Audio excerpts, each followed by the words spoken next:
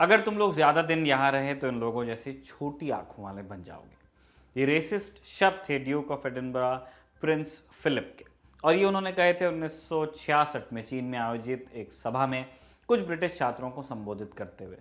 England की महारानी Elizabeth के पति प्रिंस फिलिप, जिनका 2021 में करीब 100 बरस की उम्र में निधन हो गया था, उनके साथ जुड़ी ये कंट्रोवर्सी न पहली थी और न इकलौती।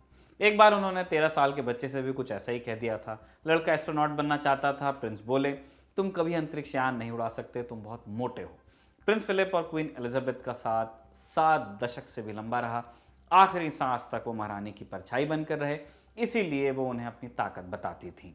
लेकिन उन पर पॉलिटिकली इनकरेक्ट और रेसिस्ट होने के आरोप लगातार लगते रहे। प्रिंस के साथ जुड़ी ऐसी ही एक कंट्रोवर्सी तब भी हुई जब वो अपने पूरे परिवार के साथ भारत आए हुए थे। नमस्कार, मेरा नाम है निखिल और आप देख रहे हैं तारीख, जिसमें हम सुनाते हैं उस तारीख से जुड़ी भारत की ऐतिहासिक कहानियां।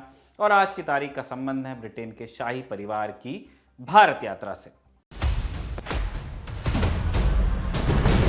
Brought to you by Kuku FM. Download the app now. तारीख के इस एपिसोड के पार्टनर हैं कुकू एफएम ऐप।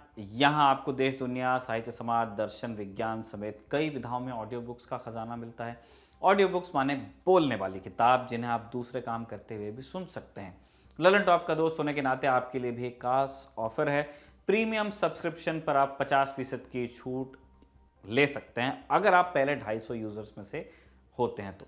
ऑफर का लाभ कैसे मिलेगा? बस प्रीमियम सब्सक्रिप्शन लेते समय LT50 इस कोड को आपको इस्तेमाल करना होगा। सूचना समाप्त।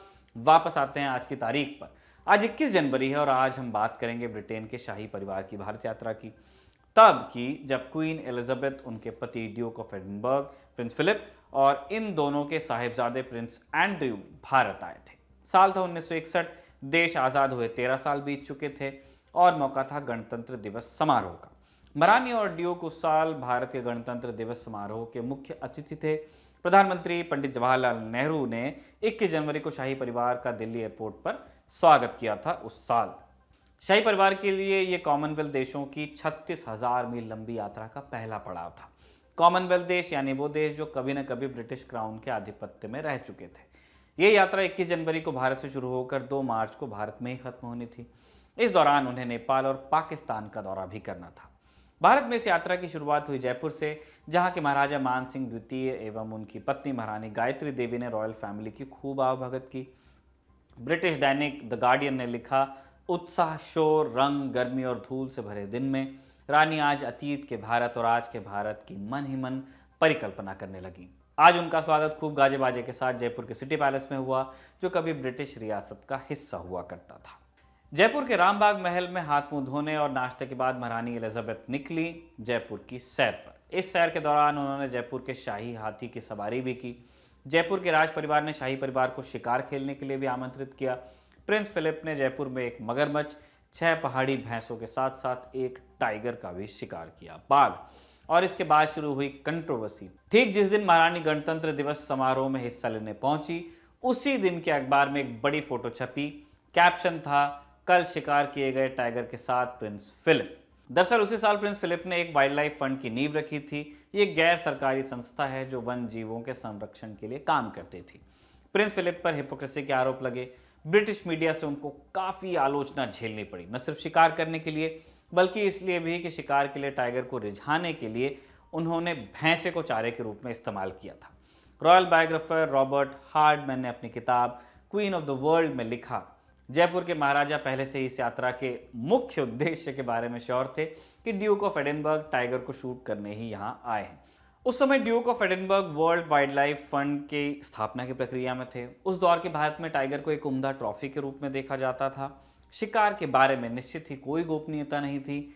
दिन रात महारानी एलिजाबेथ, ड्यूक ऑफ एडिनबर्ग और उनके मेजबान पेड़ पर बने मंच से इंतजार करते रहे थे।